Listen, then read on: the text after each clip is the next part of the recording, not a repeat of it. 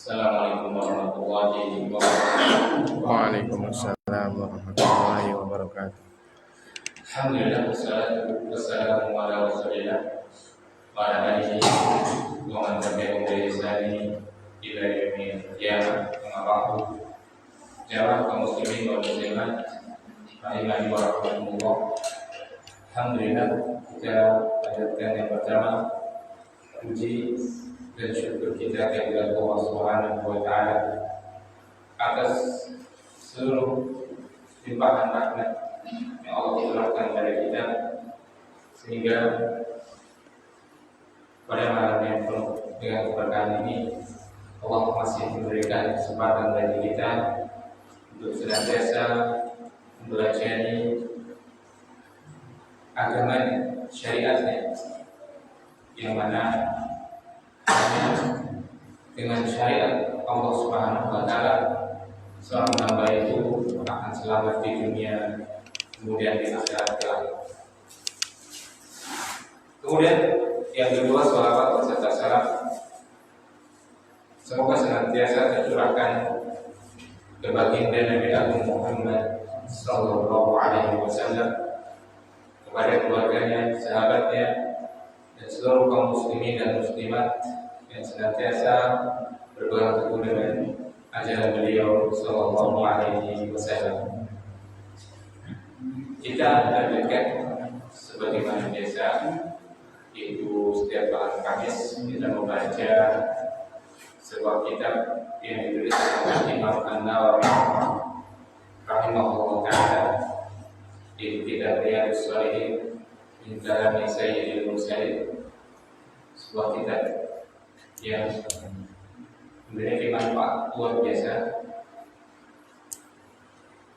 merupakan solusi bagi jiwa. Banyak permasalahan-permasalahan yang beliau sampaikan dalam kitab ini, kemudian beliau mendatangkan petunjuknya, baik dari ayat Al-Quran, kemudian dari hadis Nabi Sallallahu Alaihi Wasallam, dan juga terkadang beliau membawakan perkataan dari para sahabat dan tabi'in rahimahullah ta'ala.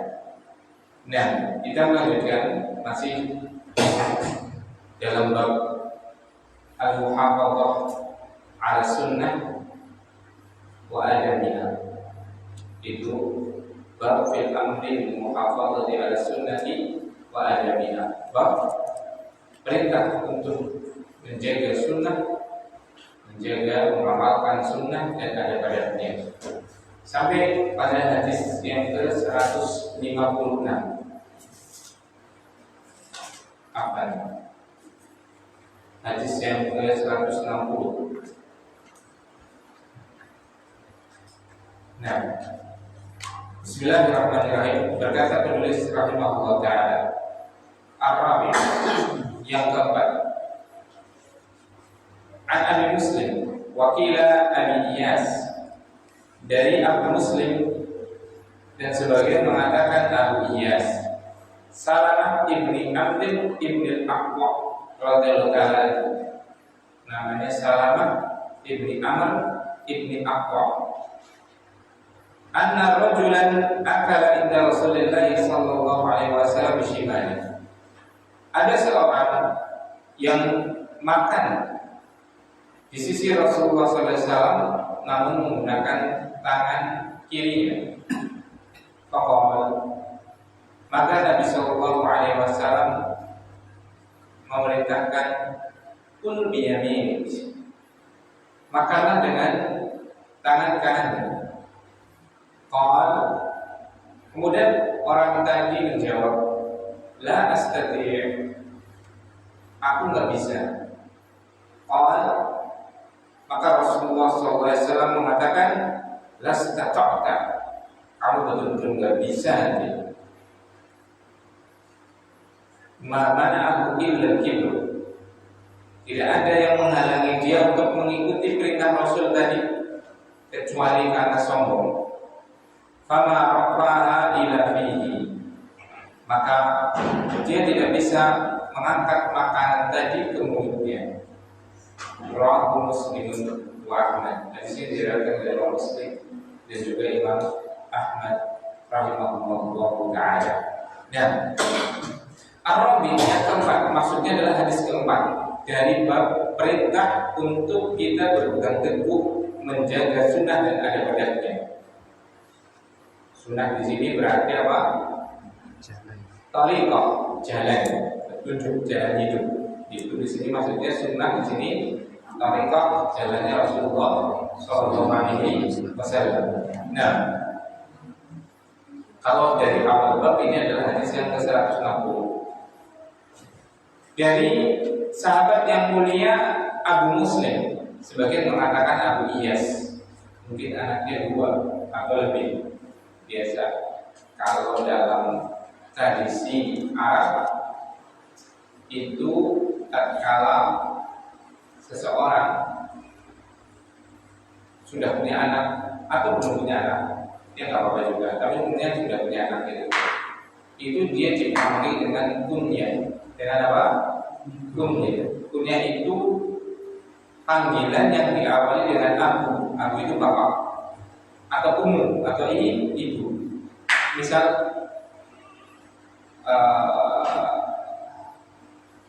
Mas Afan, Pak Afan, putranya namanya siapa? Adib. Misalnya punya putra namanya Adib. Maka kita misalnya panggil Pan persoalan gitu kan. Makanya kita panggil apa? Bapaknya Adib. Nah itu kan. Kalau dalam istilah kita kan. Nah itu kalau dalam bahasa Arab namanya apa? Kunyah. Abu Adib. Abu Adib itu maksudnya bapaknya Adib. Kalau diterjemahkan ke dalam bahasa ini itu salah satunya untuk apa? Menghormati lah. Jadi ajar itu apa? Jenenge itu kan yang jenenge kan sopan kan.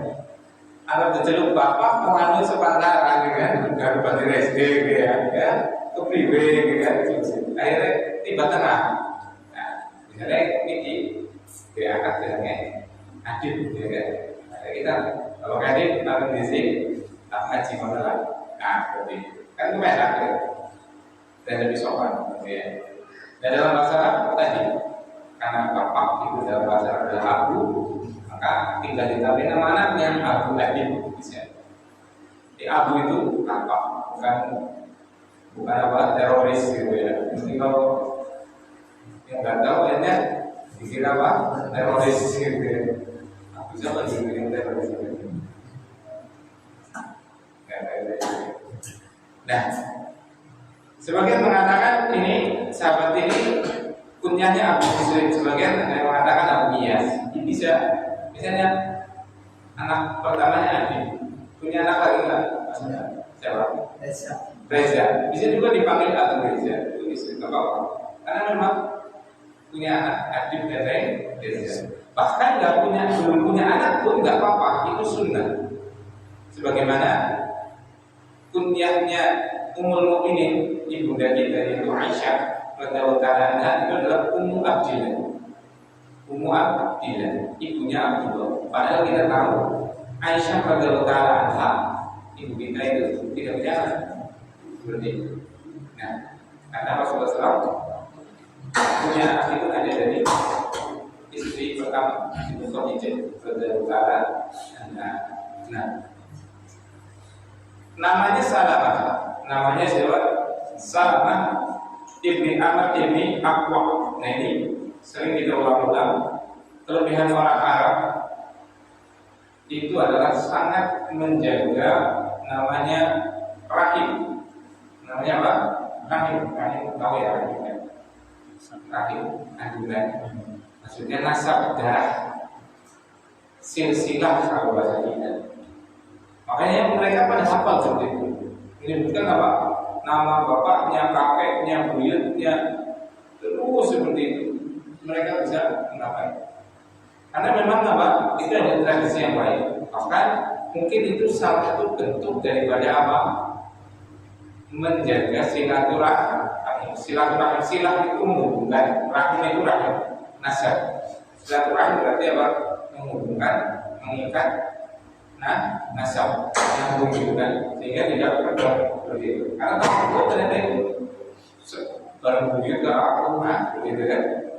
Nah, kalau di kita lupa, padahal nggak ingat, paling ingat mentok-mentok kakeknya saja.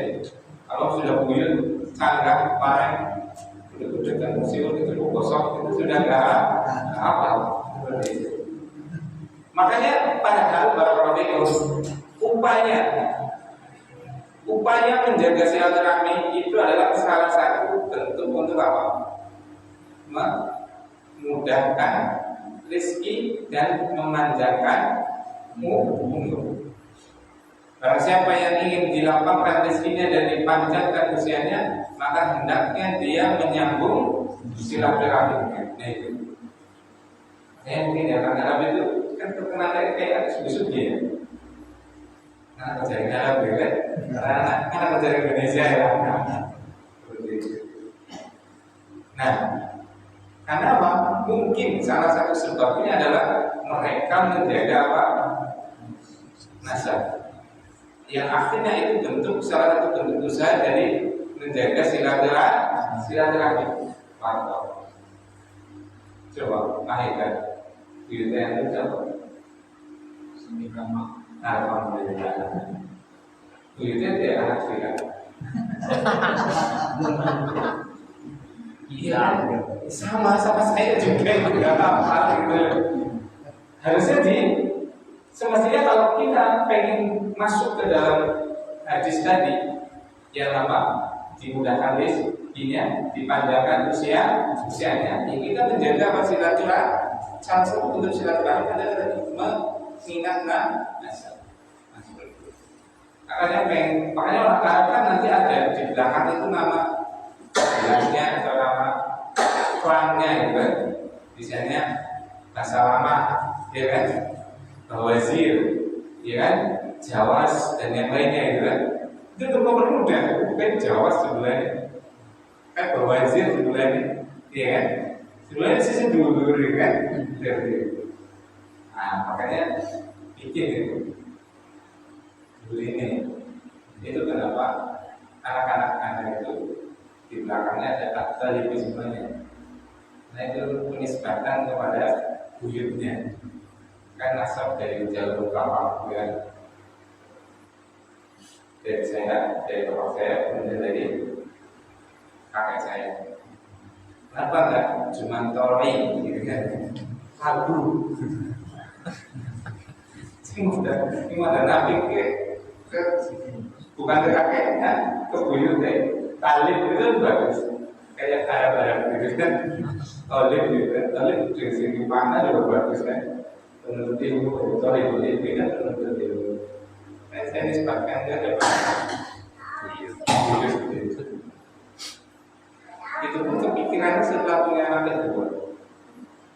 Nah pertama belum pikiran dulu seperti itu. Hanya protes anak pertama sudah itu protes. Oh aku anak enggak ada ini banyak jika mau sidang ngaji. Nanti sampai saya sidang ke pengadilan negeri apa? Tambahkan nama seperti itu. Jadi semoga itu bentuk usaha dalam menjaga apa? Silaturahmi. Nah itu. Kita ketemu kan? Anak dari pikiran itu dulu deh. Usia sampai siapa? Anak yang punya kan? Oh berarti sudah wujud aku kan? Nah ini kelebihan mana? Dan itu dipakai kalau di Indonesia itu biasanya orang Batak itu mereka sangat menjaga nasab, iya kan? Atau dari suku Cina, bangsa Cina juga menjaga ini. Makanya orang Cina ya sugi-sugi. Mungkin karena sebab apa menjaga apa? Silaturahmi. Berarti karena hadis tersebut kalau yang balasannya dunia itu umum, kalau balasan akhirat itu hanya orang yang beri. Misalnya orang adil, kafir adil, maksudnya adil dalam dagang gak curang, seperti misalnya dan yang lain-lain gitu ya. Maka apa? Dia tetap akan mendapatkan apa? rezeki yang banyak bisa jadi. Tapi kalau masalah pahala nggak bisa, karena pahala itu hanya dilandasi dengan iman, harus beriman. Kalau masalah pahala, tapi kalau masalah dunia tidak harus beriman. Kemudian sugih orang kudu ngaku Islam, akhir boleh bisa sugih. Makanya sugih itu bukan tujuan. Yang tujuan adalah ridha Allah Subhanahu wa taala. Nah, Salama ibni Amir ibni Aqwa beliau mengatakan, ada seorang laki-laki yang makan di sisi Rasulullah SAW mengatakan gini. Jadi laki-laki tersebut makan dengan cara ini. Maka Rasulullah SAW mengatakan pun dia ini makan pakai tangan kanan.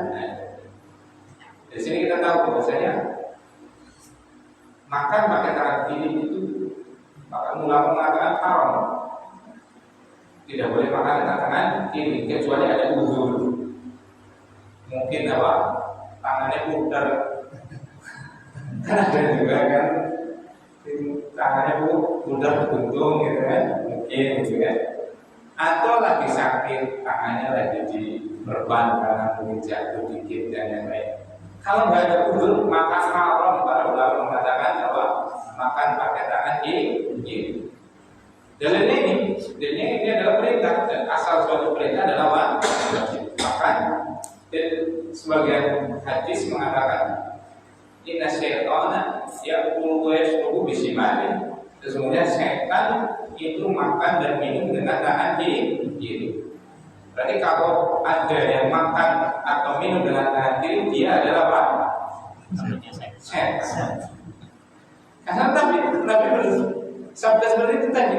Sesungguhnya setan makan dan minum dengan tangan kiri. Dan setan itu ada dari dua jenis kan? Ada di waswis fi sudurin nas, yang memberikan was-was di dalam hati manusia. Minal jinnati wan nas, dari jenis apa? Jin.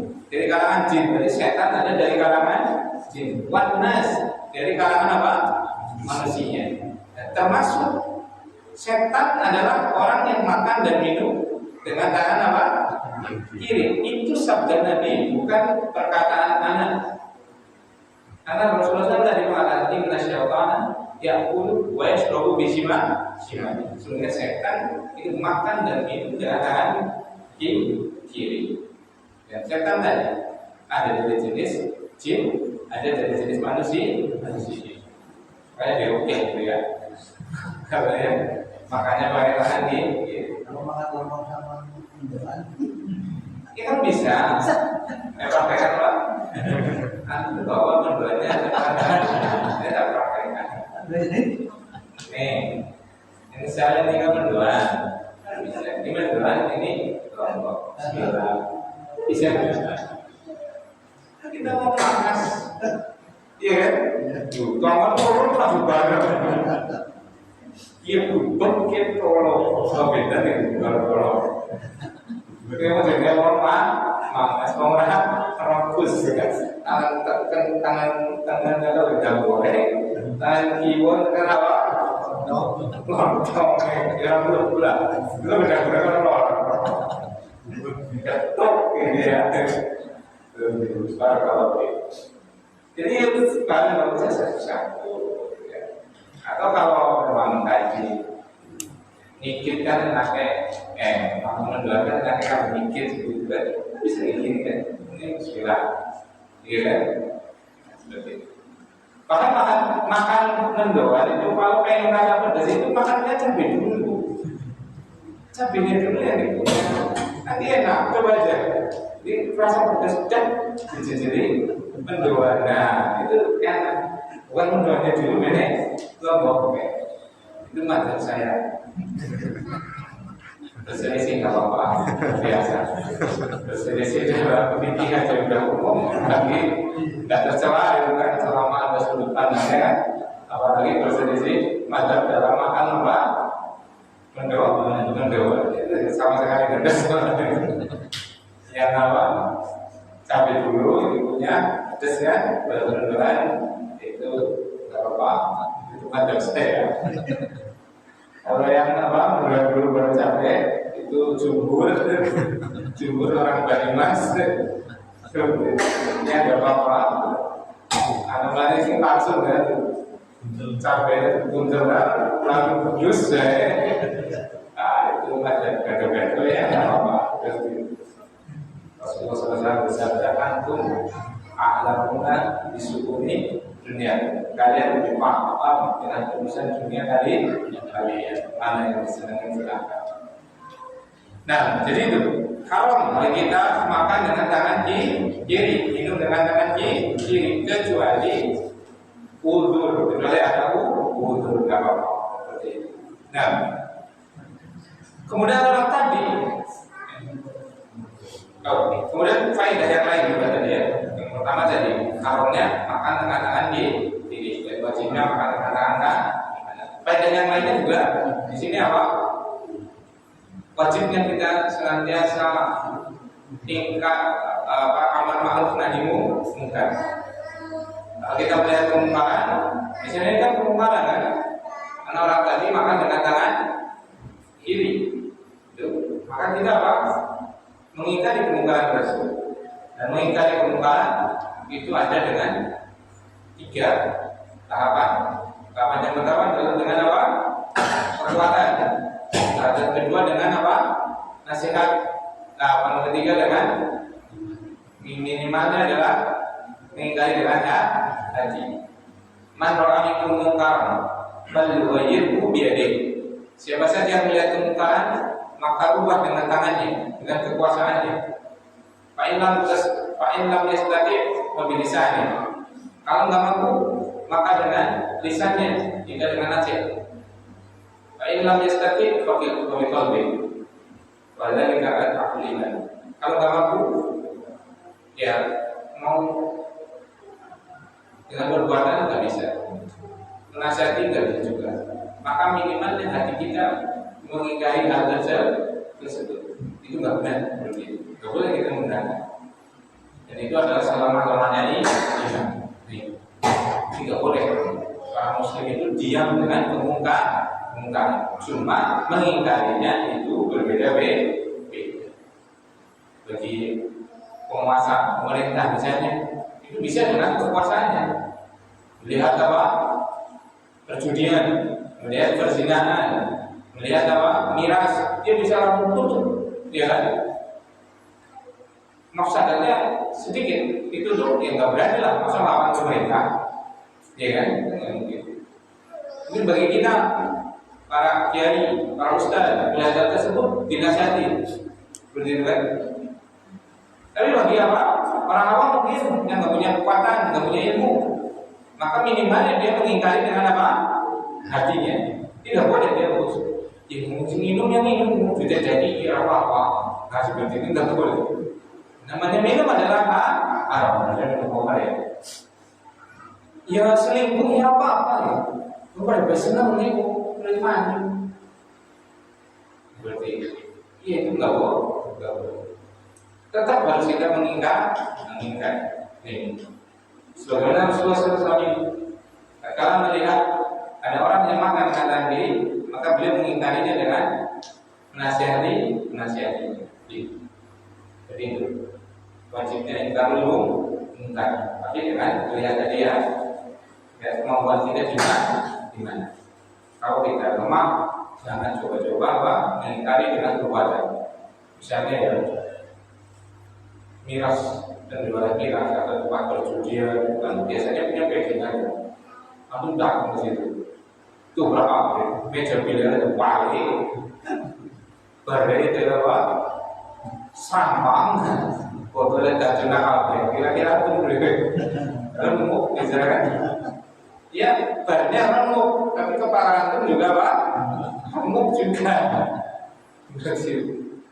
Nah, ya bisa kita melaporkan ke pemerintah. Nah, kemudian orang tadi mengatakan tadi dia aku nggak bisa begitu. Nah, ini ada banyak orang yang nek domo ini ya, domo ini benar malah nih, gelet alasan. Jelas-jelas apa? Alasan. Disebutkan di sini. Kenapa dia nggak mampu seperti itu? Karena apa? Mana ilal kibru.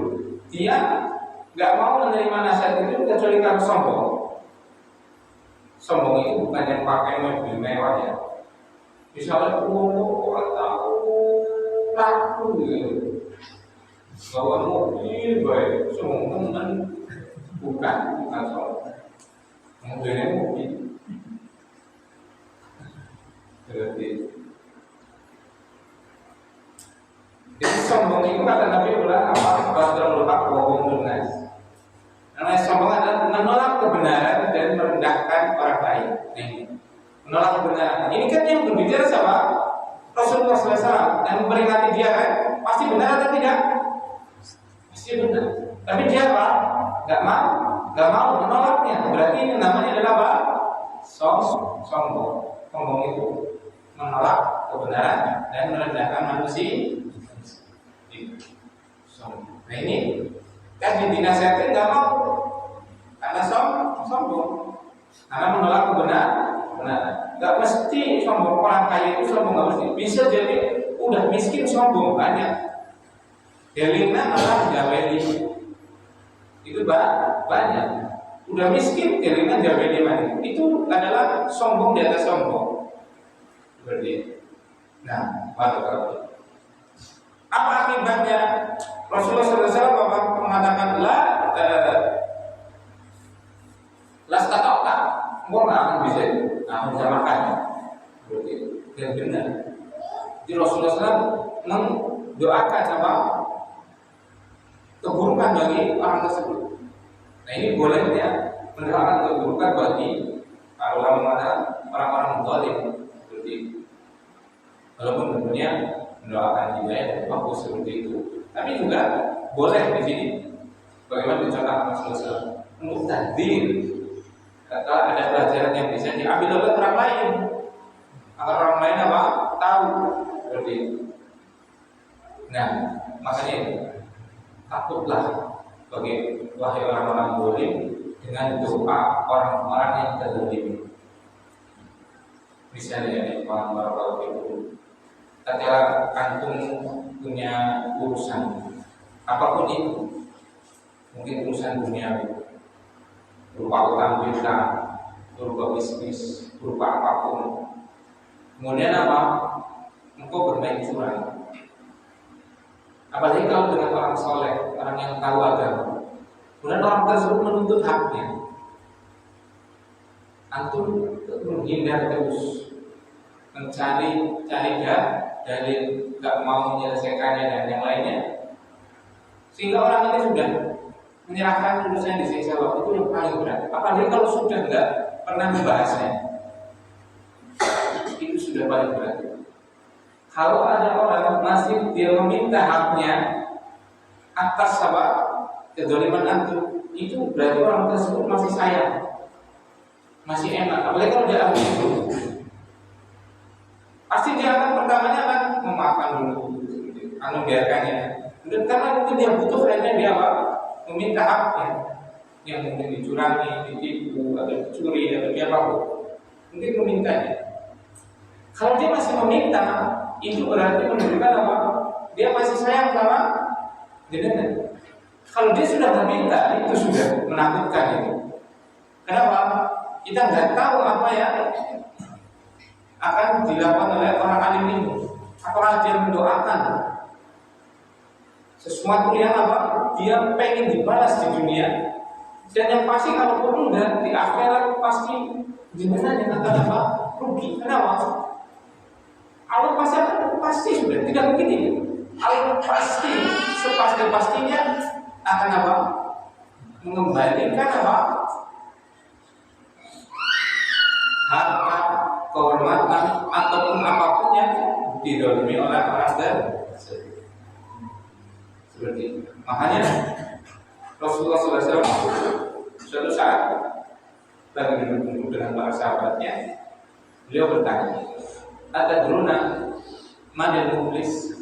Kalian tahu nggak siapa orang yang bangkrut? Maka jawaban para sahabat, Al-muflisu indana, orang bangkrut menurut kami Rasulullah, man laisa lahu dinar wala dirham, orang yang punya duit lah namanya. Seperti itu. Enggak, itu bukan bangkrut. Itu orang nggak punya duit ya nggak apa-apa. Kira ada duit, nggak dicela. Orang bangkrut adalah orang yang nanti datang pada hari kiamat dengan pahala yang banyak. Pahala sholat, ada puasa, ada zakat, dan yang lainnya. Berarti ini dohirnya orang soleh ya, karena membawa pahala yang banyak. Tetapi apa yang dilakukan oleh ribu ada, dia memukul orang ini, dia mencederai kehormatan orang ini, dia mengambil hartanya orang ini. Maka apa? Diambil pahala sholatnya untuk orang yang didolimi. Masih ada orang yang belum lagi diambil pahala puasanya, pahala zakatnya sampai sudah habis. Ada orang seperti itu. Ini orang yang dulu ahli sholat, ahli puasa, ahli zakat, mungkin ahli haji dan yang lainnya, ahli ibadah yang dolim kepada orang. Banyak pandangan yang dolim pada orang, kebanyakan ahli ibadah atau bukan? Bukan. Ya tidak. Sudah nggak sholat, sudah kalau Ramadan nggak puasa, apalagi bayar zakat, sukanya menipu, sukanya mencuri, sukanya mendolimi orang. Subhanallah, bayangkan bagaimana kerugian yang lebih timpa oleh orang tersebut. Mengerikan sekali. Itu pasti sudah tanpa orang yang terdolimi itu minta, tanpa minta, pasti Allah akan mengembalikannya. Makanya hati-hati. Jangan sampai kita meninggal dunia kecuali kita sudah menyelesaikan urusan apapun dengan apa? Hamba-hambanya Allah. Baik itu utang, baik itu apa? Harta, baik itu kehormatan, baik itu apapun gitu. Jangan sampai kita meninggalkan dunia kecuali kita sudah menyelesaikannya dengan makhluk. Seperti itu. Bahkan kalau pahalanya ini sudah habis dan dia masih banyak berbuat dosa kepada siapa? Orang-orang. Maka apa? Namanya orang, ada nggak yang nggak punya dosa? Ya ada. Ada punya dosa. Kalau sekarang ada Nabi ya. Nabi kan manusia atau bukan? Manusia. Maka semua orang kecuali Nabi kan punya dosa, iya kan? Nah, orang yang terzalimi ini kan pasti juga punya dosa, namanya manusia kan? Barakallahu fikum. Dan dia pernah terzalimi, malah otomatis Allah akan memberikan kebaikan dari orang yang menzaliminya kan? Yang menzalimi sudah nggak punya kebaikan, nggak punya masalah karena sudah diambil oleh Allah, diberikan kepada yang dizalimi, ya kan? Tinggal dosa. Maka dosa orang yang terzalimi ini dia apa? Ambil. Kemudian apa?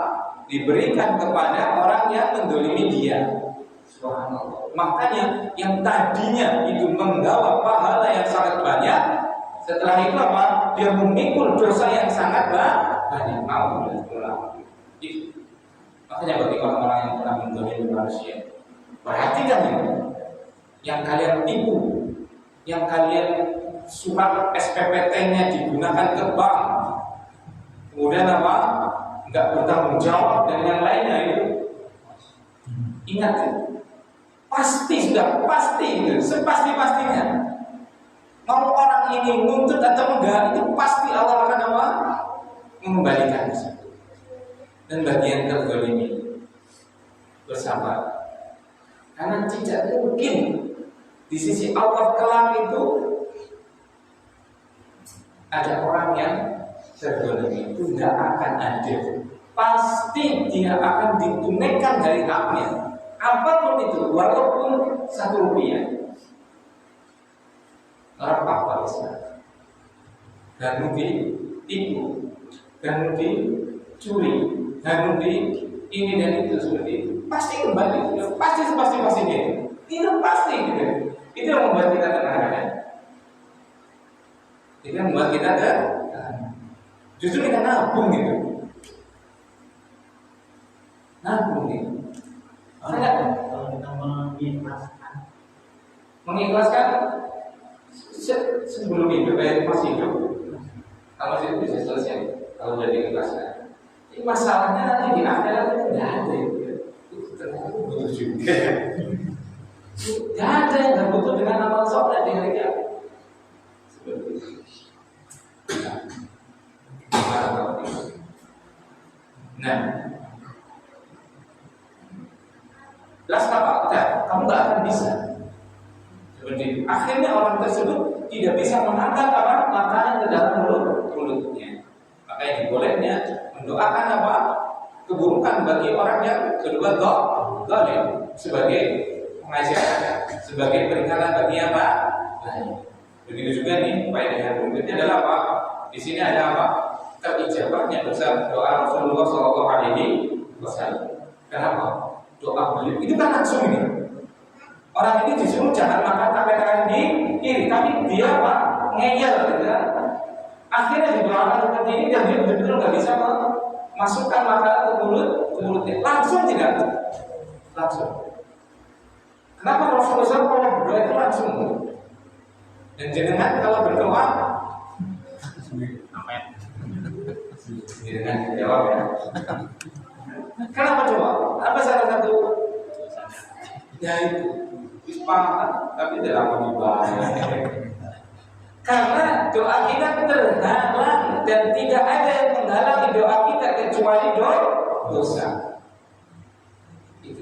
Di doa itu ada syarat dan ada penghalangnya. Kalau ingin terkabul, syaratnya harus terpenuhi. Di antara syaratnya adalah betul-betul mintanya kepada Allah SWT semangat ikhlas. Dan di antara penghalangnya adalah apa? Dosa. Kalau Rasulullah kurang ikhlas apa coba? Rasulullah nggak punya dosa, dia tidak. Makanya kalau beliau berdoa langsung kan, seperti pernah Badui kan, orang Badui datang waktu Rasulullah SAW, ya Rasulullah, celaka ya Rasulullah, kenapa?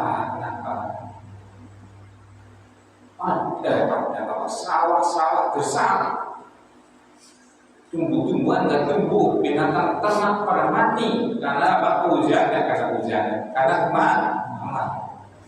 Maka Rasulullah SAW berdoa karena orang begini minta untuk hujan dan belum turun tangan beliau dari mengangkat tangannya, hujan juga tuh sampai Jumat depannya datang lagi. Ya Rasulullah, celaka. Ya kemudian maning, ini hujan atau apa hujan malah celaka maning. Hujan pasti biasanya aku aja banjir baik. Subhanallah. Maka Rasulullah berdoa lagi, ya Allah, turunkan di sekitarnya saja, aja pas apa? Pas pemukiman seperti itu. Subhanallah. Itu doa langsung diijabah. Karena tadi syaratnya terpenuhi, penghalangnya tidak ada. Kalau kita menghalangi Gunung Slamet, syaratnya orang terpenuhi. Nah, apa kaitan hadis ini dengan apa?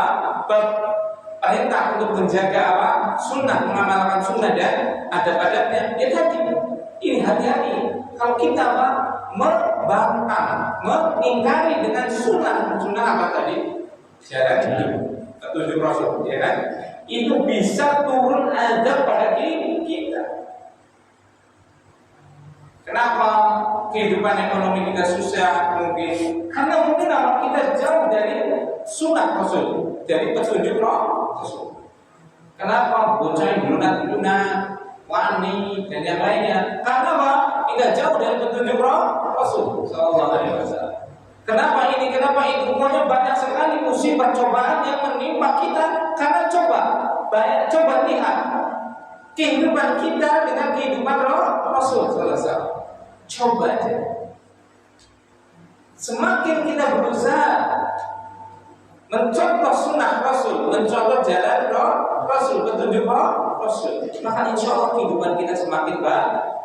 Dan kita lihat orang-orang yang berusaha betul-betul mencontoh Rasulullah SAW itu hidupnya tenang, lebih tenang. Walaupun kekurangan, semua orang punya kekurangan, maka orang tersebut akan mendapatkan apa? Kemudahan, ketenangan, dan jalan keluar pada setiap masalah itu. Barakallahu. Dan hati-hati tatkala apa? Orang dia apa? Jauh dari petunjuk Rasul sallallahu alaihi wasallam, maka bisa turun padanya aja. Kemudian aku barang aku lalu sembahyang yang berdukun, berlaris, dagangnya dan yang lainnya, jadi aku penak. Iya, itu namanya istidraj. Istidraj itu dengan senang mancing. Kalau senang mancing, maka misalnya mancing melon, bedanya enggak langsung kesendal apa paman di situ. Paman. Itu kayaknya dengan istidraj. Jadi dibiarkan dia makan enak, hidup sebentar enak, yang ujung-ujungnya nanti dia akan masuk kemana? Wajah dia apa? Digoreng. Berarti sama. Orang yang apa? Jauh dari sunnah Rasul, mungkin dunianya enak, itu namanya apa? Istidraj. Diulur, kok ujung-ujungnya adalah mati dan ujung-ujungnya adalah apa? Goreng, dibakar neraka. Alhamdulillah. Itu. Jadi hati-hati.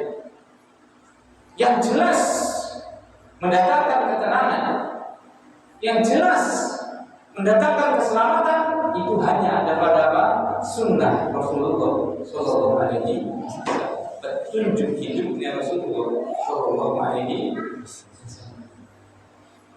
Nah, yang disampaikan, mohon kalau ada kata yang belum berkenan, semoga Allah senantiasa memberikan kita topik untuk hidup sesuai dengan sunnah Rasulullah Sallallahu Alaihi Wasallam. Dan kita tidak mungkin bisa hidup di atas sunnah Rasulullah SAW kalau kita tidak tahu sunnah Rasulullah Sallallahu Alaihi Wasallam. Dan jalan untuk tahu hanya satu, yaitu mencari tahu atau belajar. Maka beruntunglah orang-orang yang senantiasa dimudahkan untuk belajar ilmu agama, terutama petunjuk Nabi Sallallahu Alaihi Wasallam. Subhanallah wa bihamdihi, asyhadu an la ilaha illa anta, astaghfiruka wa atubu ilaik. Assalamualaikum warahmatullahi wabarakatuh. Waalaikumsalam warahmatullahi wabarakatuh. Jazakumullah khairan.